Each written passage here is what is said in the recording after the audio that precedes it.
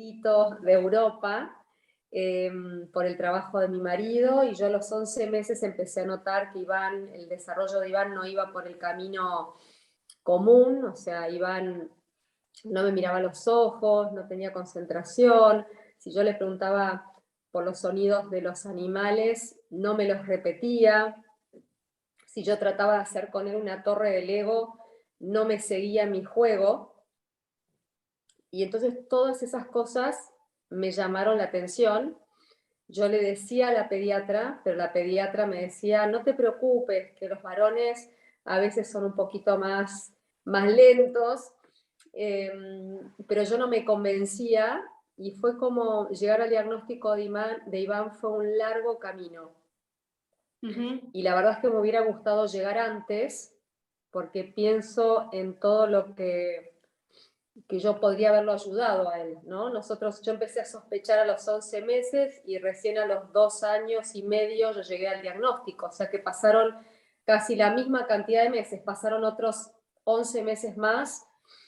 y, y la verdad es que Iván desarrolló lenguaje muy temprano, y empezó de repente en un momento dado a perder las palabras que decía, y eso para mí fue directamente ya como una señal de alerta, ¿no? Como un semáforo rojo, y dije, no, esto no es posible. Y después de muchas puertas, de tocar muchas puertas, llegamos al diagnóstico de Iván. Bien, pero y además de esto que vos mencionabas de, bueno, quiero hacer sonidos de animales y que él los repita y demás, ¿qué otras cosas vos viste en Iván como para decir realmente acá hay algo que está mal?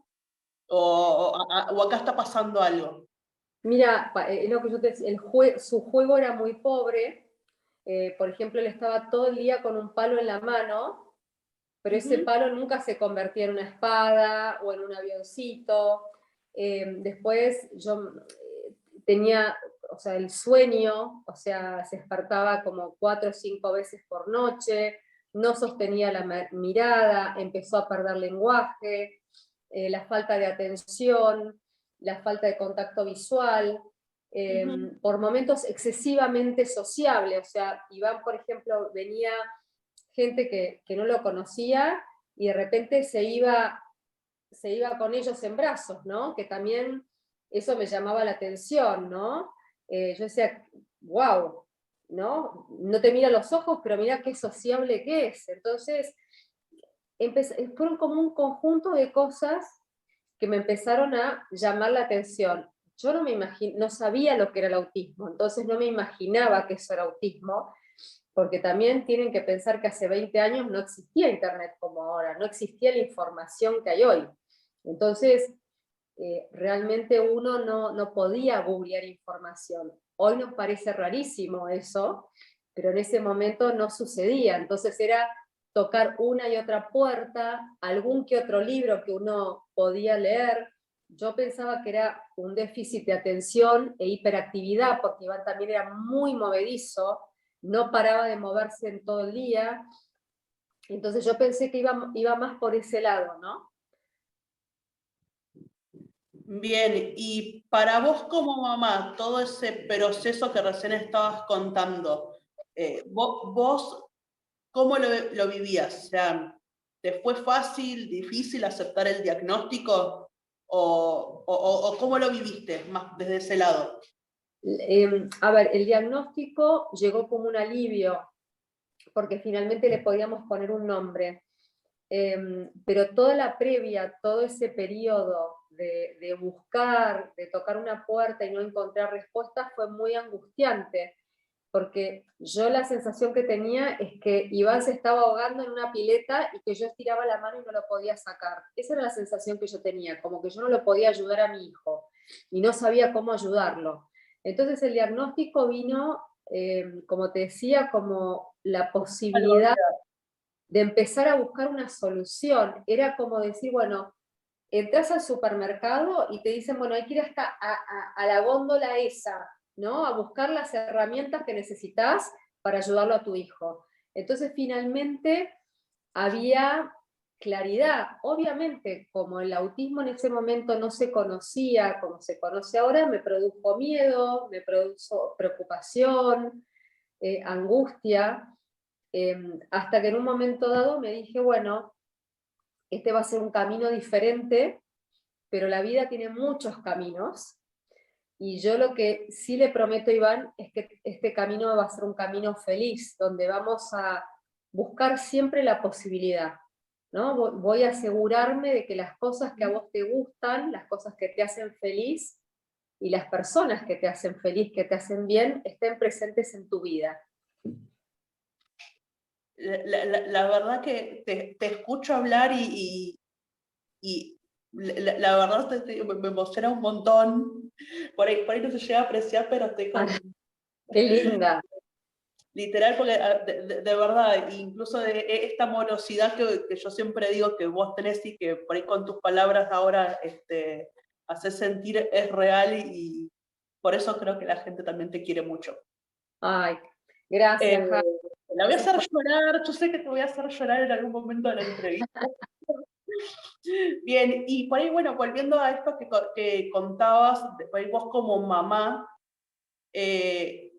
y sabiendo que vos estás en Fundación Brincar y que tenés tantos testimonios de otras familias, ¿cómo es cuidar a una persona con autismo? Uy, es una muy buena pregunta. En el caso de Iván, Iván es no verbal y tiene discapacidad intelectual, entonces es como que nosotros tuvimos que aprender un nuevo idioma en casa, tuvimos que aprender a hablar con pictogramas. En un principio Iván usaba pictogramas sueltos, después pasó a usar una carpeta con pictogramas, y hoy por hoy usa un iPad que tiene salida de voz, pero fue como... fue un largo camino, fue por momentos como una montaña rusa, donde hay momentos donde yo sentía que no iba a poder, que no íbamos a poder, y momentos, obviamente, donde decía, bueno, ahí vamos, ¿no? Yo creo que lo más duro fue enfrentarnos a las barreras de la afuera, no era tanto por el autismo en sí, sino por el hecho de tener que visitar 35 escuelas especiales para encontrar una vacante para él, el hecho que cuando lo fui a anotar a un club deportivo, yo veía que a todo el mundo le ofrecían anotarse, y todos los planes y todas las cómodas cuotas para anotarse, pero a mí me daban vueltas y vueltas y vueltas, y me demoró como 2 meses que anotarlo, y tuve que escribirle una carta al director general para decirle por qué no me dejaban anotarme en el club, ¿no? Entonces, lo que fue muy cansador fue todas esas barreras que fuimos encontrando, ¿no? La escuela, la hora social para cubrir las terapias, muchas veces la falta de apoyo desde el Estado, ¿no? Que mismo cuando hablamos hoy para los adultos de vivienda, de inclusión laboral, de apoyos para la universidad, que puedan tener un maestro, permiso, estoy un poco resfriada, que puedan tener un maestro como si pudieran tener un profesor integrador para la universidad, o un apoyo para la universidad, el preparador laboral para un empleo. Todas esas cosas no existen. Entonces yo digo, todas esas barreras que uno se van encontrando son la parte más dura, y es por la cual los padres, además de ser padres, somos también activistas, somos divulgadores. Por eso a mí se me ocurrió hacer Brincar. Y ya que nombrás a Brincar, ¿cómo fue que decidiste vos junto con, creo que fue con Sole, Con Sole Sangronis, sí. de decir, bueno, hagamos una fundación, y me gustaría que puedas contar de cómo fue que le pusieron el nombre también, que es una historia muy linda? Bueno, nosotros en el año 2010, yo estaba trabajando en otra fundación, una fundación que trabaja con la inclusión social en contextos de vulnerabilidad social a través del arte, y yo en ese momento fue el momento donde tuve que recorrer 35 escuelas especiales para encontrar una vacante para Iván, y me dije, si un derecho tan básico como la educación está siendo vulnerado, ni me quiero imaginar la desnudez de esa vida adulta, lo que va a ser esa vida adulta. Entonces, permiso. Entonces, yo la conocí a Sole porque Iván y Ramiro, su hijo se llama Ramiro, tiene 18 años hoy, compartían el mismo centro terapéutico. Yo sabía que quería hacer algo. Yo la sensación que tenía es que lo mejor que yo le podía dar a Iván era una red de contención más grande que nuestra familia, y que a eso había que construirlo con otros. Yo no lo podía construir sola, porque no alcanzábamos nosotros como familia. Entonces, la conocí a Sol en una reunión de padres. Yo soy muy intuitiva, soy muy de sentir las cosas, y cuando las siento, eh, tomo una decisión, y dije, me encantaría que mi socia de aventuras para esto fuera Soledad. Así que le propuse tomar un café. Yo siempre digo que ella fue la primera inconsciente, porque me siguió sin saber muy bien a qué me No, seguía. perdón. La segunda inconsciente. Para primera ya estaba vos como mamá. Exacto, la segunda, tal cual. Muy bien, muy buena tu precisión, dos inconscientes.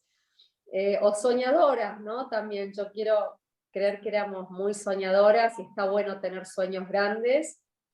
Y cuando nos pusimos a charlar, ella me preguntaba, bueno, ¿qué es lo que le gusta hacer a Iván? Y yo le decía, a Iván le encanta saltar en la cama elástica, le encanta brincar. Y ella me decía que a Ramiro le pasaba lo mismo. Y yo la sensación que tenía es que cuando Iván saltaba en la cama elástica, era Iván. Y yo la sensación que tengo es que a las personas con autismo constantemente se le están pidiendo que rindan examen.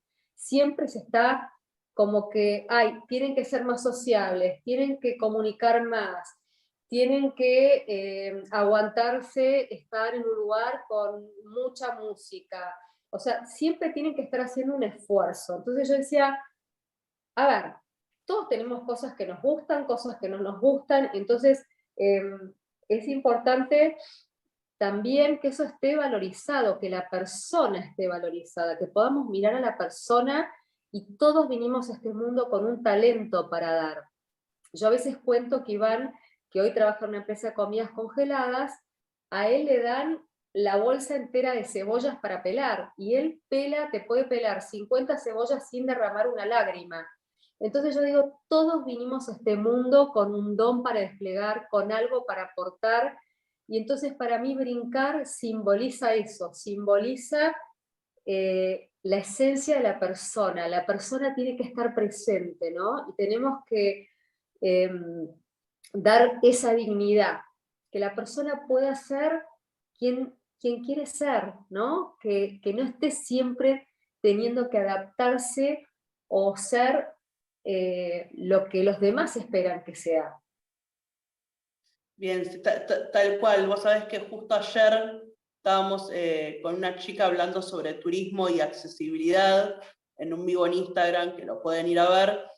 De esto mismo, ¿no? Como que siempre uno termina, uno como autista y como familia de alguien con discapacidad en general, termina haciendo la adaptación para poder incluirse en un montón de cosas que no tendría que hacerlo. Y esto que vos mencionás es muy real. Es algo que nosotros vivimos a diario. O sea, yo no tendría por qué salir con un par de tapones en el bolsillo por las dudas de un ruido rarísimo o muy fuerte o lo que sea.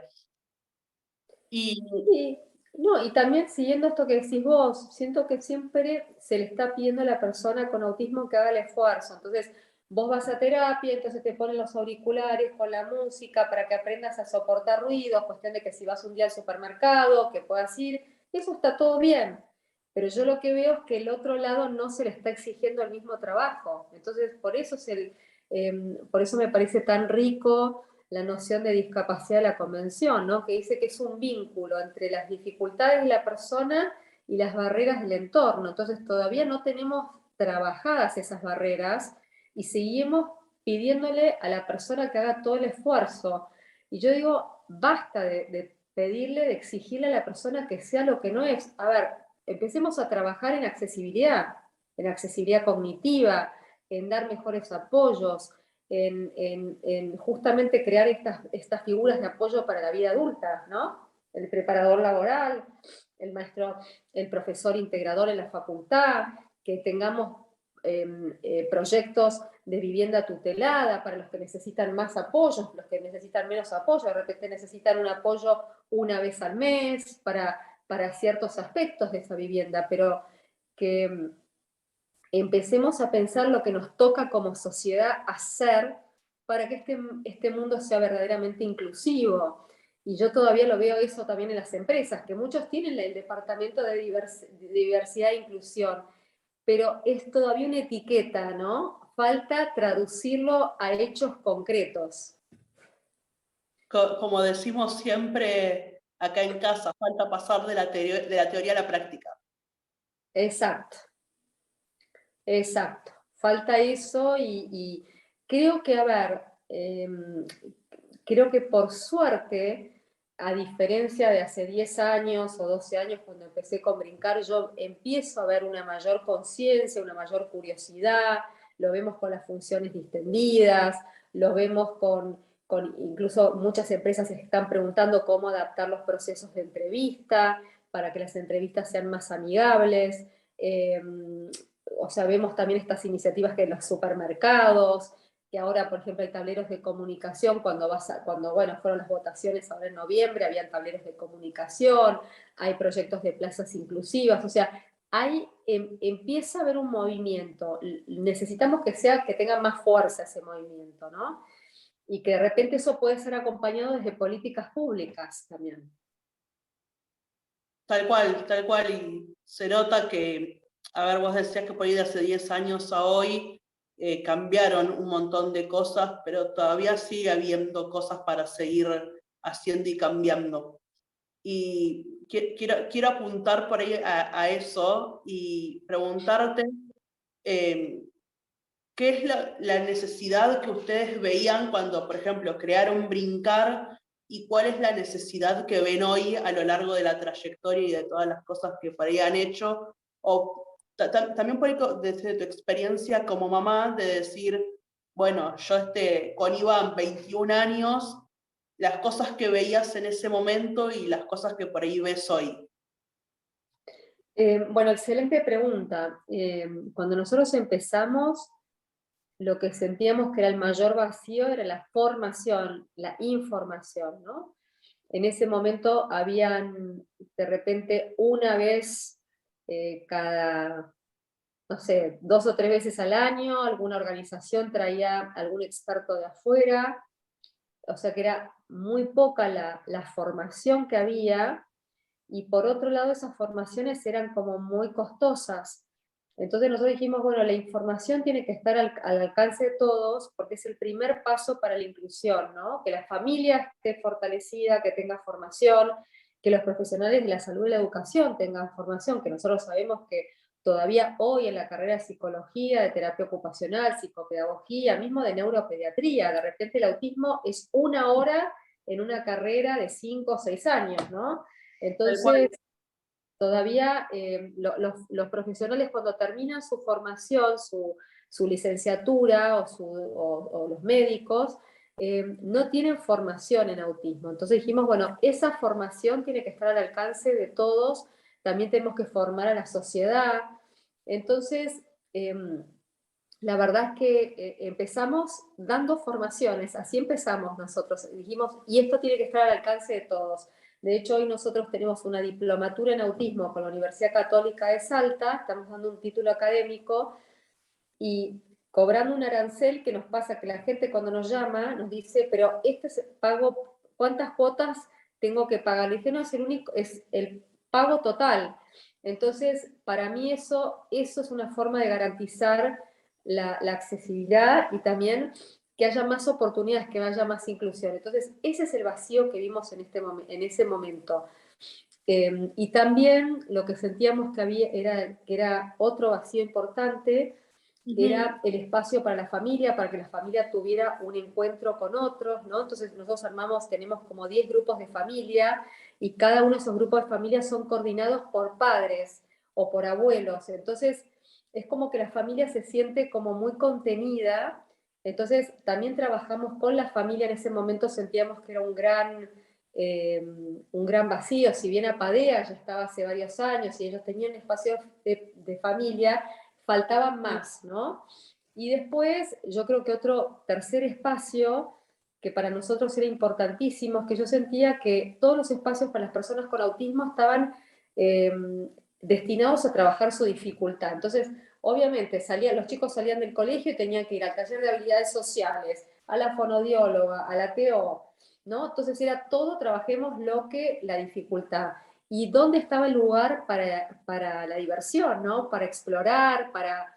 Entonces, bueno, nosotros creamos, somos la única organización, de hecho, que tenemos de hace 12 años, talleres gratuitos de arte, articulamos con mecenazgo cultural, talleres de yoga, de música, de recreación, hoy tenemos talleres prelaborales, entonces empezamos a crear todos estos espacios que tienen para mí, que son espacios esenciales de expresión, donde la persona puede explorarse y conocerse, y en estos espacios nosotros no estamos tratando de que comunique mejor, de que tenga más relación con otro, o sea, obviamente, indirectamente se trabaja lo terapéutico, porque son espacios grupales, pero sobre todo lo que queremos es que la persona tenga un espacio para expresarse, para desplegar sus alas y, digamos, y conocer eh, qué cosas le gustan, ¿no?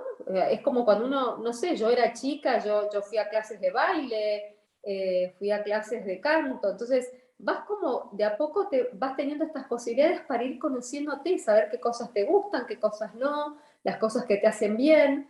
Entonces eso me parece importante, ¿no?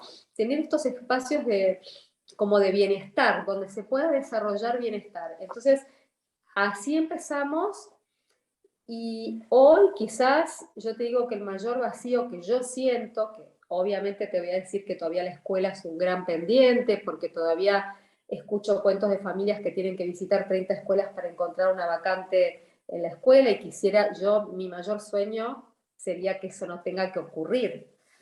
Pero creo que hoy la gran deuda es para los adultos, para las personas adultas tener apoyos para la vida adulta, que es el periodo más largo de la vida, porque empieza a los 18 años, y hoy con la expectativa actual de vida, que, bueno, mi abuela vivió hasta los 101 años, ¿no? O sea, es largo. Entonces digo, poder pensar en, bueno, por ejemplo, la ley de empleo con apoyo, que en la Argentina no existe, para que haya un preparador laboral, para que justamente vos puedas tener apoyos para la entrevista, pero no solamente para la entrevista, sino que una vez que ingresaste al trabajo tengas un preparador laboral, apoyos naturales, tengas algún referente que en caso de incomodidad o de incomprensión o cualquier situación que ocurriera, puedas No tener una... sepas a quién recurrir.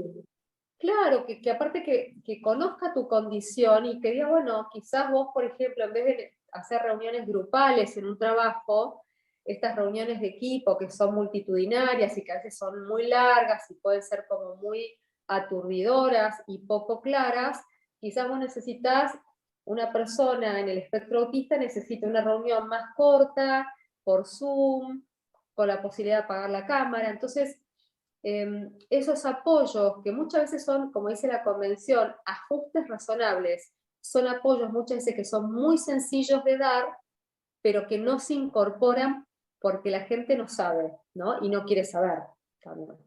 Entonces, yo creo que hoy el gran trabajo de Brincar es tratar de generar esos apoyos y que la vida adulta pueda ser una vida autónoma, de autodeterminación, donde vos puedas pensar que podés llegar a vivir solo, que puedas tener un trabajo, que puedas tener una vida en la comunidad. Entonces, ese yo creo que es hoy, como mamá y como dirigente de Brincar, es donde yo tengo puesto como mi energía y mis esfuerzos. No, y puedo dar fe que todo el trabajo que vienen haciendo desde Brincar es muy bien recibido en la gente y que de verdad lo hacen no por hacerlo, sino porque es realmente necesario hacerlo. Y mientras que te escuchaba, vos hablabas de el tema de, bueno, llevar a los chicos a fonoaudiólogo, a terapia de esto, a terapia de lo otro, y en qué momento la persona es persona, en qué tiempo va a jugar, ¿no? Porque, a ver, más allá de todas las terapias que se le pueda brindar a una persona con autismo o con el diagnóstico que sea, creo que vas a estar de acuerdo en lo que voy a decir, tiene que también pasar por las cosas acordes a su edad, de comer tierra, embarrarse, caerse en un pelotero y pasar por todas las otras experiencias que pasan alguien que no tiene discapacidad. Y también todo lo que mencionabas me lleva a preguntarte lo siguiente, que es vos como mamá y bueno, como parte de brincar, ¿qué es lo que le dirías a los profesionales de la salud? Porque estuviste hablando un poquito de esto, pero ¿cuál sería el consejo que vos considerás que es necesario que tengan en cuenta? Que se conecten con la persona, con esto que vos decías, ¿no? Que aprendan a conocer a la persona con las cosas que le gustan, las cosas que no le gustan, las cosas que lo motivan, que uno siente que le da brillo en el ojo, ¿no? Que viste esas cosas que todos tenemos algo que es lo que nos produce como esa emoción y esas ganas de hacer, y que eso tiene que estar presente y que es importante que en todas esas horas de terapias tiene que estar ese lugar de alegría, ¿no? Ese lugar, esa cosa que te hace, ¿no? Vibrar, ¿no? Y que también yo creo que es muy importante también la evaluación, ¿no? Que muchas veces a mí me pasaba con algunos terapeutas que me decían, ay, bueno, Iván, estamos trabajando este programa y está muy desconcentrado. Entonces yo decía, bueno, pero quizás la actividad le aburre, no le interesa esa actividad. ¿Y qué tal si probamos con otra, no? Entonces a veces lo que yo siento es que a veces como que hay como una cosa un poco rígida, ¿no? Entonces, por un lado, ojo con tanto consultorio, ¿no? Entonces, que los tratamientos también tengan esta cosa de, es importante ese ambiente de cuidado del consultorio, sobre todo en un principio, cuando son chicos, pero también empecemos a salir del consultorio a la vida misma, ¿no? Entonces, que el consultorio pueda ser verdaderamente ese intermedio, el pasaje, ¿no? A la vida. Entonces, digo esta cosa que parece tan obvia, pero que a veces es muy difícil poner en la práctica, entonces me parece muy importante que se involucre también a los hermanos en los tratamientos, a las familias, para que se pueda dar esta generalización, porque si no es, bueno, sí, hace todo perfecto en la terapia y después, y entonces, ¿qué pasa? Seguimos teniendo horas y horas y horas y horas de terapia y, y hay un momento que, bueno, que quizás la persona ya adquirió este conocimiento y tiene que pasar a otra cosa, ¿no? Entonces, me parece muy importante, entonces, para resumir esto de poner la persona en el centro, involucrar a todo el grupo familiar en el tratamiento, que vengan a ver, que justamente los hermanos, que son apoyos importantísimos, que puedan estar presentes, que los abuelos, que los padres, que participen de la terapia y puedan generalizar esos aprendizajes los puedan llevar a la vida misma, ¿no? Que ahí es donde se juega la vida. Y tal cual, que todos sean partícipes de la terapia, del juego y demás, está buenísimo. Y vos hacías mucho hincapié en los hermanos. ¿Cómo la veías vos, Alexia, con respecto a Iván? Y pasamos por distintas etapas, ¿no? Ella en un principio, obviamente era chiquita y me decía, bueno, ¿por qué no me habla Iván? ¿Por qué no quiere jugar conmigo, no? Entonces, hasta que nosotros pudimos ponerle, justamente a partir del diagnóstico, pudimos ponerle una palabra, yo le pude explicar a ella qué era el autismo, Y ahí empezó todo un camino de construcción, ¿no? De ese vínculo, y Alexia es como que ella, para ella Iván es su hermano, ¿entendés? Ella, yo siempre digo que es la persona más sincera, que justamente lo puede ver a Iván como es él, ¿no? No lo está justificando ni culpando, ¿no? Entonces, me acuerdo que cuando era chica una vez volvíamos del supermercado y yo le digo a ella, bueno, ¿me ayudás con las compras, a sacar las bolsas del auto? Y ella me dice, Iván, ¿por qué no ayuda? Y entonces, ¿qué termina pasando muchas veces? Como padre, vos cuando tenés un hijo con una condición, a veces lo sobreprotegés de más. Entonces, de repente, los hermanos a veces te traen como este baño de realidad, decir, bueno, pero ¿por qué Iván no puede llevar las compras del súper? ¿Viste? O sea, Todo ¿entendés? bien, yo lo hago, ¿y él qué hace? Claro, entonces, para mí es como que Alexia ha sido una gran maestra, y también, yo creo que también por momentos, a veces, como te digo, esta cosa, esa sensación de que siempre estamos rindiendo un examen, esto de que siempre estamos, es como que si uno le quisiera ganar una carrera al autismo. Entonces, yo creo que lo que tienen los hermanos es que te traen como otra perspectiva, otra mirada. Entonces, a veces está bueno darte cuenta que esta va a ser otra forma de andar por la vida, ¿entendés? Y no tenés que correr contra esto, no hay que correr contra el autismo. El autismo es una parte de Iván, y vamos a caminar este camino, va a ser un camino diferente, pero lo vamos a caminar juntos, y los hermanos lo que tienen esto es esta cosa, como esta mirada fresca que pone como, que equilibra la cosa, ¿no? Que te ayuda a acordarte de eso, ¿no? De que, bueno, estamos andando de otra manera y no nos tenemos que estar apurados, no tiene que aprender a atarse los cordones mañana. Obviamente lo vamos a trabajar, pero no tenemos que, a veces la sensación que tengo es que los padres nos metemos en esta rueda vertiginosa de que uno tiene que entonces ganarle algo, entonces metemos 8.000 horas de terapias, y los chicos, como decimos, no tienen tiempo para ser ellos mismos, para llegar a casa y estar despatarrados, ¿viste? En pantuflas, Tal cual, sin tal hacer cual. nada, ¿no? Eh, y está bueno acordarse de eso, ¿no? Que no quiere decir, no es dejadez, porque a veces los padres lo pueden interpretar, bueno, pero, viste, yo me siento responsable, obviamente, porque después también, si van a la escuela, obviamente necesitan el taller de habilidades sociales, porque después cuando llega la adolescencia, si no es muy difícil, todo eso yo te lo tomo, pero creo que a veces entran mucho nuestros miedos y nuestra angustia, y hace que esto lo vivamos como una carrera, en vez de decir, bueno, vamos a ir tranquilo, vamos, las cosas se van a ir acomodando, ¿no? Así que bueno, eso es un poco Tal lo que cual. yo estoy aprendiendo en todos estos años. Y está buenísimo que lo puedas compartir. Y vos hablabas con la pregunta anterior que te hacía de qué le aconsejas a los profesionales.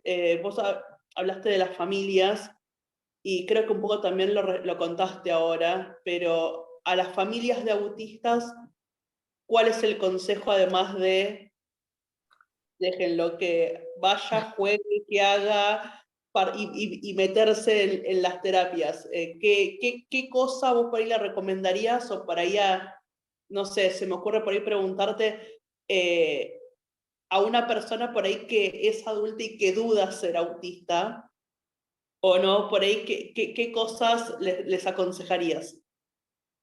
Bueno, creo que vos lo podrías responder mejor que yo a esto, pero te voy a dar mi mirada de afuera, de lo que yo, como yo digo, yo me siento una privilegiada porque gracias a personas como vos y tantas personas que me compartieron sus historias de vida, yo aprendí mucho en todos estos años y sigo aprendiendo.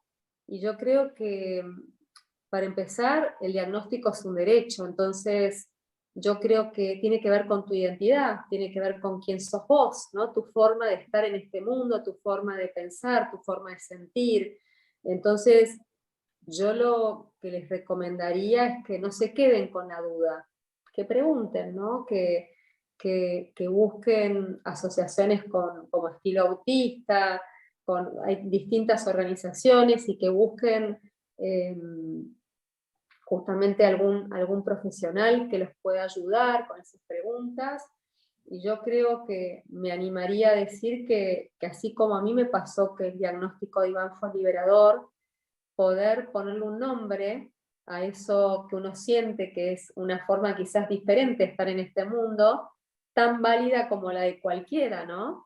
Está bueno saber qué es y porque tiene que ver con tu identidad, ¿no? Eso simplemente, tiene que ver con completar esa historia tuya, ¿no? Entonces creo que sí buscaría eso, y a las familias lo que les diría es que no se queden solos, que busquen ayuda, ¿no? Que muchas veces al principio, y a mí me pasó también, ¿no? Es como que son muchos frentes, ¿viste? Que tenés que sacar el certificado de discapacidad, después tenés que buscar las terapias, y te tenés que vos ir acomodando con tu vida, ¿no? Con que tenés que ir a hacer las compras en el súper, y que tenés que trabajar, y tenés un hijo con autismo, entonces hay que ir acomodando todo. Yo diría que hoy por hoy, por suerte, las redes sociales ayudan a que uno no esté solo, entonces no te quedes solo. Compartí, si por ejemplo no te cierra ir a un grupo de padres, porque de repente muchos dicen, ay, yo no quiero ir a llorar con otros padres, ¿no? Quizás lo tuyo no son los grupos, pero hay un montón de organizaciones, incluso, por ejemplo, Anabel Cornago, que no tiene una organización, pero ella tiene todo este blog de información gratuita, toda la experiencia el recorrido que ella ha hecho con su hijo Eric, que tiene síndrome de Asperger. Entonces, tenés personas que te pueden ayudar y que te pueden acortar el camino. Entonces, yo creo que algo muy lindo que yo rescato de todo esto es la solidaridad que hay, ¿no? Hay mucha solidaridad, porque yo veo que un padre pide ayuda y dice, bueno, me está costando llevarlo al peluquero, y enseguida le llega una catarata de ideas y de datos de, che, podés llevarlo a tal peluquería, que el peluquero es re macanudo, que no sabes la paciencia que tiene, o yo lo haría así, ¿no? Entonces yo veo que hay mucha solidaridad y ganas de colaborar. Entonces quizás a los padres les recomiendo eso, ¿no? No te quedes solo, abrí las manos y pedí ayuda. Vos sabés que tocaste un tema que justo lo estuvimos hablando en la charla anterior con Arlene, que es una adulta autista de Chile, y ella hablaba del tema de los grupos de autismo, de esa como rivalidad que se genera entre los padres y los autistas. Y te escuchaba a vos hablarlo recién y se me ocurre preguntarte, ¿cuál es la opinión que vos tenés con respecto a los grupos de autismo?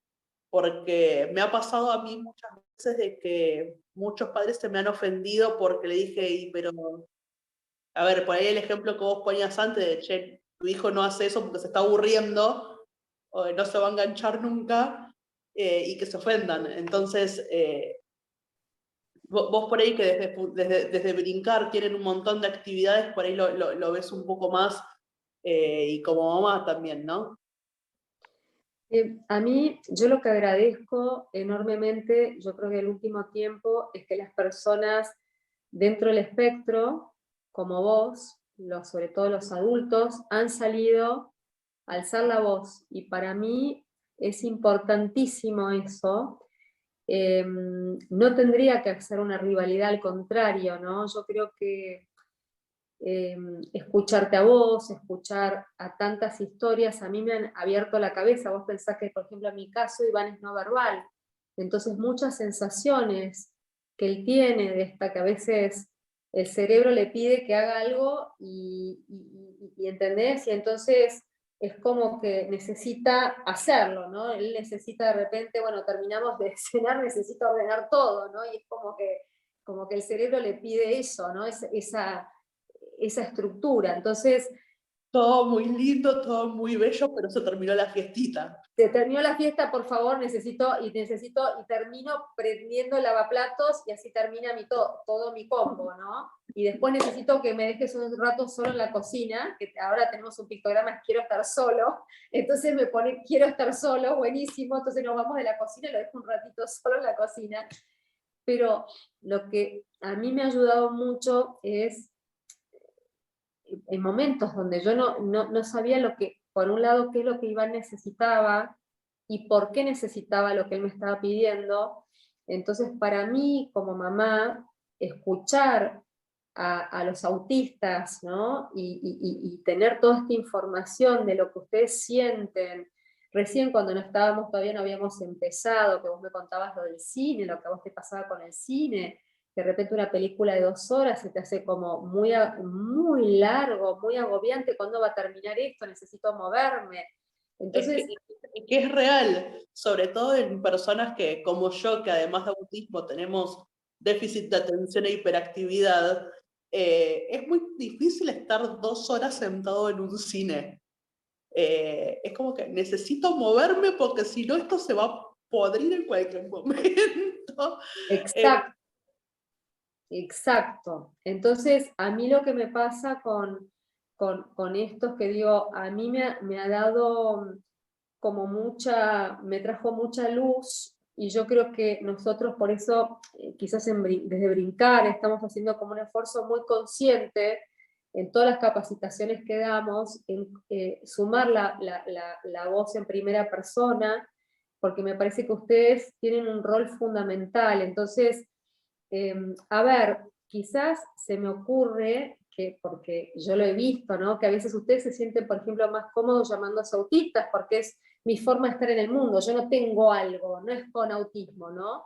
Entonces digo, quizás lo que yo sí creo es que tenemos que no caer en las susceptibilidades, ¿no? Mientras haya respeto, pues decir, bueno, si vos lo que a vos te suena, si a vos te Igual. resulta decir, no sé, tengo un hijo con autismo y vos decís, yo soy autista, que cada uno esté cómodo diciéndolo y que no nos empecemos, yo digo, no puede haber rivalidad entre nosotros, tenemos que empujar para el mismo lado y lo importante es el respeto, que haya respeto, que incluso en situaciones donde diga, bueno, yo quizás no estoy de acuerdo con tu punto de vista, pero podemos convivir con esas diferencias, Tal ¿no? cual, tal cual. Eso, Pero sobre todo el tema del respeto, como decías vos. Y exacto. estaría bueno por ahí, me dejaste ahí el pie justo para poder explicarlo, que dentro incluso de los grupos, ya sea de padres o de los mismos grupos de autistas, surge esta rivalidad de no, soy una persona con autismo, soy autista, y me gustaría que, ya que me das el pie, poder explicarlo. O sea, yo siempre digo que soy autista porque considero que el autismo es algo que no me puedo sacar. O sea, nací Qué autista. buena definición, me encanta. No es que me puedo sacar el uso y lo cuelgo en el perchero. O sea, el autismo va a estar conmigo desde el momento en el que nací hasta el día que me muera. Y por eso prefiero optar por esta opción de decir soy autista y no tengo, por el hecho este de que no es algo que me pueda sacar. Ahora, si Iván o la otra persona que sea también con diagnóstico dice, no, mira, prefiero decir que tengo autismo, todo bien, te respeto, pero respetame vos a mí al dejarme decidir cómo me quiero autopercibir con respecto al diagnóstico. Y ¿Puedo hacerte un comentario con respecto a sí, eso, Paz? La verdad que, bueno, me encanta esto que compartís porque a mí me ayuda a entender, ¿no? Y lo que me pasó, estuve a final de año, justamente para el mes de octubre, que es el mes de la diversidad, una empresa muy grande, no vamos a dar nombres, pero es una empresa muy grande de tecnología, nos invitó a dar una charla y hablamos justamente de neurodiversidad y empleo. Y entonces una de las preguntas que surgió del público es, a mí me genera mucha inseguridad porque yo no sé cómo decir si es persona autista, si es persona con autismo. Entonces, lo que termina pasando a veces con el afuera es que por no saber cómo llamar a las cosas, directamente no las llaman, ¿no? Y lo peor que nos puede pasar es la indiferencia, ¿no? Y que el otro se aleje por esto. Entonces yo digo, miren, a ver, por ejemplo, Has, como si yo, por ejemplo, dijera, bueno, Has tiene autismo versus Has es autista, probablemente yo la primera vez, ponerle que estuviéramos en una situación donde no sé por qué motivo lo tengo que decir, vos quizás ahí me vas a corregir y me decís, ¿sabes qué, Cari? Yo prefiero, o me vas a llamar por privado y me vas a decir, ¿sabes qué, Cari? Prefiero que digas que yo soy autista y no que tengo autismo. Buenísimo. Pero eso es lo que yo les decía en la charla. Lo importante es este espacio de aprendizaje, donde todos vamos a aprender a convivir. Y no solamente tiene que ver con esto de la condición. De repente vos te das cuenta que de repente, no sé, yo soy tu jefa y yo necesito, soy una persona maniática de la puntualidad. Y vos sos la persona que llega, no sé, 15 minutos tarde a todos lados. Entonces, yo te voy a decir, mira, yo necesito, porque para mí es muy importante la puntualidad. Entonces, horario, sí. no, esto entonces a lo que yo voy es que más allá de esto de si yo con autismo, autista, yo creo que lo importante es nosotros en estas convivencias poder dialogar más, poder conversar más sobre lo que necesitamos, ¿no? Y que el otro pueda validar esto que vos necesitás, que quizás es diferente, que quizás yo no lo entiendo, quizás vos decís, bueno, pero a ver, ¿qué son 15 minutos? ¿Entendés? No es sí, nada.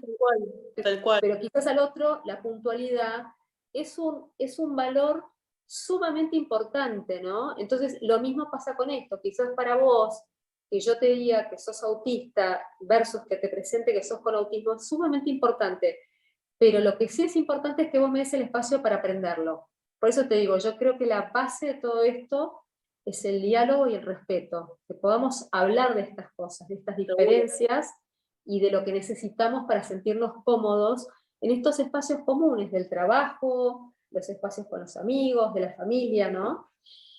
Vos sabés que me viene bárbaro esto que comentás porque me pasó una situación parecida de que me digan, bueno, pero ¿cómo me dirijo a la persona? Y me salió de adentro, naturalmente, decirle, dirigite por el nombre. Por supuesto. Y le digo, y en última instancia le digo, preguntale. Es como que yo te diga, Karina, ¿vos cómo te tengo que decir a vos? Cari, Karina, Caru, no, y cómo me no, mira, me siento más cómoda que me digas Cari. Listo, y así seguir para adelante. Y fue mi respuesta de, bueno, pero ¿cómo me dirijo? ¿Por el nombre? Por supuesto. Por supuesto. El nombre de la persona. La Y esto persona se también. presentó, sí, dirigiste por el nombre, y listo. Exacto, exacto. Y no la condición antes que la persona, siempre la persona primero. Pero yo te decía un caso hipotético, ponele donde tuviéramos que hablar esto de tu condición, ¿no? Que pudiéramos hablarlo donde los dos estemos cómodos, ¿no? Y que de repente si vos tenés una diferencia, lo podamos conversar, ¿no? Entonces yo creo que de eso se trata. Por eso yo creo que tenemos que... Yo agradezco tu pregunta, porque a veces a mí me aflige estas fricciones o estas divisiones que existen en el mundo del autismo, ¿no? Entre las organizaciones, y yo creo que tenemos que acordarnos de por qué estamos haciendo lo que hacemos, ¿no? Tal Y cual. tratar juntos. O sea, Tal mismo, cual. obviamente, cada organización con su idiosincrasia, con sus formas de ser, pero creo que tenemos que todos empujar para el mismo lado y no tirarnos dardos entre nosotros, ¿no? No, y además tenemos algo tan lindo como la palabra, de que podemos hablar y debatirlo tranquilamente y llegar a un acuerdo y no aprovecharlo. Por De supuesto. nuevo, a mí se me ha enojado un montón de gente por el tema y como que no te estoy diciendo nada malo, al contrario. Y perdón, yo también estoy con Ay, el sí, mismo sí, sí, estado. es que a mí me agarró como una alergia, perdonen que estuve sonándome la nariz, les pido disculpas, pero viste eso cuando tenés así, rinitis. Tranqui. Nada, bueno, con esto que estábamos hablando me lleva a preguntarte qué opinas sobre la ley de autismo que se aprobó hace un par de años acá en Argentina, pero digamos que acá entre nosotros brilla por su ausencia. Exactamente. A ver, yo creo Acá que entre nosotros, lo va a enviar un montón de gente por YouTube este video, pero... Pero no, a ver, yo creo a, a ver, parto de la ley de discapacidad. Yo creo que la ley, nosotros obviamente tiene muchos defectos la ley de discapacidad, pero es comparado a lo que existe en otros países de Latinoamérica, tenemos una buena ley de discapacidad. Lo que pasa es que no se implementa. Entonces, a ver, lo que permite justamente, lo que permitiría la ley del autismo es que el diagnóstico, toda la estimulación temprana, que podamos tener todos acceso. Entonces, a mí lo que me genera como mucha frustración es, digo, ¿por qué hacemos todo este esfuerzo para que las leyes se aprueben y después, cuando llega la hora de implementarse, no se implementan? Por ejemplo, una de las cosas que está incluida en la ley del autismo es el MCHAT, ¿no? Es esta pesquisa, desarrollo, para que justamente se pueda detectar antes. Entonces yo digo, hay toda como una discusión de que vamos a etiquetar a las infancias, entonces directamente... directamente no implementamos nada, ¿no? Y no hacemos nada. Entonces, yo digo, a ver, antes de caer en las etiquetas, lo que yo, como cuando vos me preguntabas qué es lo que vos hubieras deseado con Iván, es antes de que me dijeran la palabra autismo, yo lo que hubiera agradecido es que el momento que yo empecé a notar las sospechas de Iván, que digamos que había perdido que había perdido el habla, que no miraba los ojos, que no tenía concentración, que en ese momento yo hubiera recibido pautas de estimulación temprana para ayudarlo. Entonces digo, bueno, a ver, y me pasó este año dando una charla a pediatras, ¿no? Dije, por favor, no queremos que todos se vuelvan expertos en autismo, quiero que todos se vuelvan especialistas en desarrollo, en esta vigilancia temprana, de poder dar cuanto antes la ayuda que necesita la persona. Entonces, esas cosas están incluidas en la ley de autismo. A mí me parecería que todas las provincias tendrían que aprobarla, creo que en la Ciudad de Buenos Aires todavía no se aprobó. Entonces sí, creo que la Ciudad de Buenos Aires se tiene que poner las pilas, la tiene que aprobar, pero hay muchas resistencias justamente por este tema que te digo, por un tema de etiquetar a la infancia, y a veces por estas nociones terminamos no haciendo nada. Pero yo creo que de vuelta, creo que antes que la ley de autismo hay una ley de discapacidad digamos, que está muy bien redactada, que tiene que actualizarse, porque hay figuras del nomenclador que no están incluidas, como el asistente personal, acompañante terapéutico. Y además que fue creada en un contexto de años 70 que nada Exacto, que ver necesita una a la gran actualidad de hoy en día. necesita una gran actualización, pero el tema es la implementación, ¿no? De que nosotros, desgraciadamente, la forma que están hechas la ley en la Argentina, es que no hay consecuencias si yo no respeto la ley, ¿no? Entonces, tiene que haber como una consecuencia si yo no cumplo con esto, ¿no? Entonces, sí creo, para contestarte, creo que la ley de autismo tendría que ser implementada, y ojalá que las provincias que todavía no adhirieron lo hagan. ¿Para qué? Para que justamente podamos tener pesquisa y tener una mejor detección temprana, que los padres no tengan que pagar cifras astronómicas para llegar al diagnóstico, porque es lo que está pasando y hay mucho aprovechamiento, y padres que tienen que viajar del interior del país a Buenos Aires para conseguir un diagnóstico, entonces pagan pasaje, estadía, después pagan cifras astronómicas, y termina siendo, vos decís, es un diagnóstico y eso tendría que ser un derecho básico, no tendría que tener ningún tipo de costo, y también la estimulación temprana, ¿no? Que pueda cuanto antes recibirse ese apoyo sin tener que hacer toda esta burocracia del CUT, la obra social y todo eso, ¿no? O sea que eso también es un tema que está garantizado por la ley de autismo y sería muy importante porque estaríamos salvando tiempos que son vitales. De hecho, hay una encuesta de la red de espectro autista latinoamericana, que dice que entre el padre sospecha y recibe el diagnóstico pasan 46 meses, o sea, seguimos llegando tardísimo, ¿no? Entonces, tenemos que acortar esa brecha, y yo creo que la implementación de la ley de autismo ayudaría muchísimo a hacerlo. Bien, y antes de ir cerrando, porque ya estamos casi con la hora cumplida, me gustaría volver a hacerte una pregunta que te hice al principio, para ver si después de todo esto que estuvimos hablando tu respuesta cambió o sigue siendo la misma, que es del diagnóstico de Iván al hoy. ¿Hay algo que haya cambiado? ¿Más aceptación, más información o algo? Sí, Después se cuenta que pasaron 20 años, ¿no? Del sí, diagnóstico de yo Ivana creo a hoy. yo creo que sí, creo que hay más aceptación, hay más información. Yo creo que si vos hoy le decís a una persona, yo soy autista o mi hijo tiene autismo, ya no es una condición rara, digamos, en el sentido de que, ay, no tengo ni idea de lo que me estás hablando.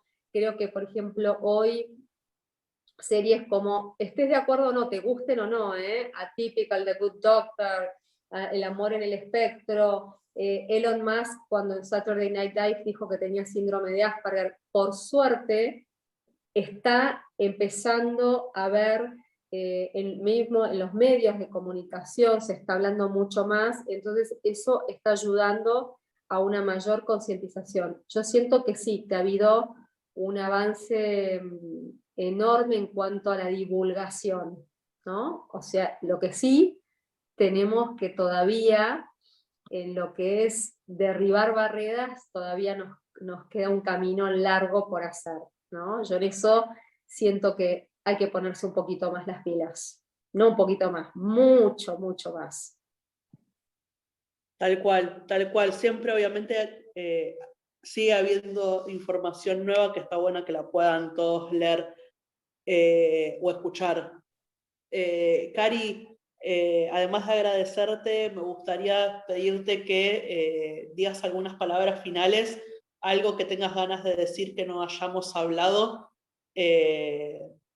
Estos minutitos son tuyos.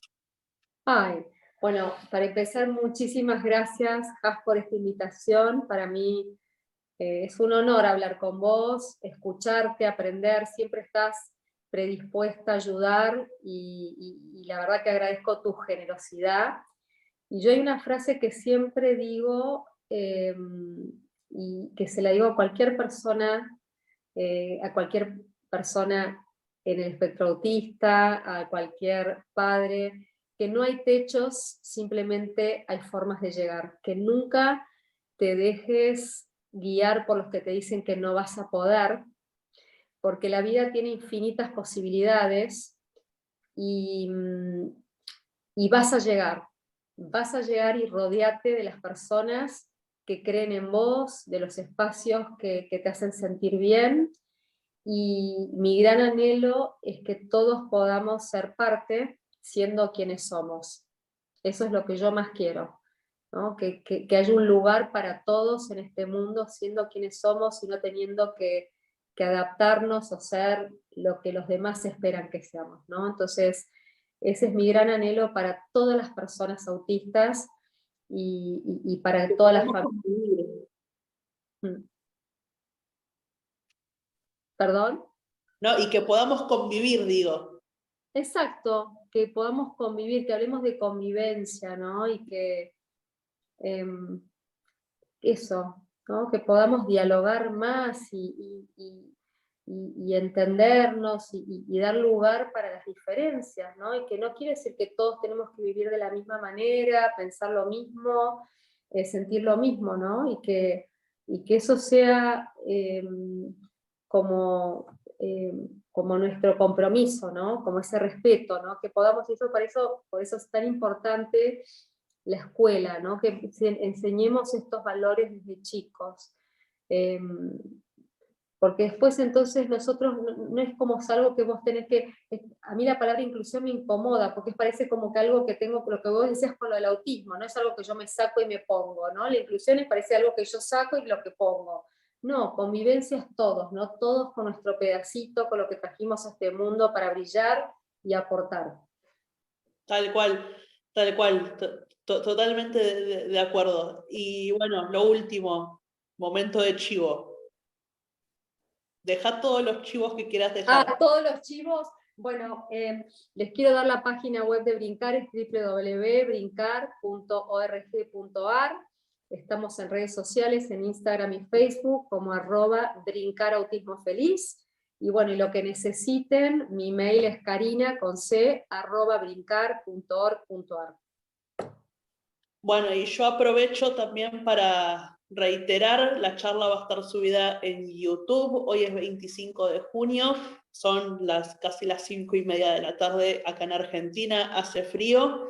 Los invito a que también vean el resto de las charlas que fueron pasando, súmense a las redes con Estilo Autista, se suman también a lo de Brincar, que están haciendo unas re buenas capacitaciones, y cualquier cosa saben que pueden escribirnos. Así que yo los despido acá. Gracias, Cari, por sumarte. Gracias a Natalia de Mudra también por haber interpretado. Una genia, la queremos mucho. Y nos vemos en las próximas charlas que estaremos haciendo. Bueno, muchas gracias, Jasi, muchas gracias, Natalia. Y un gran abrazo a todos.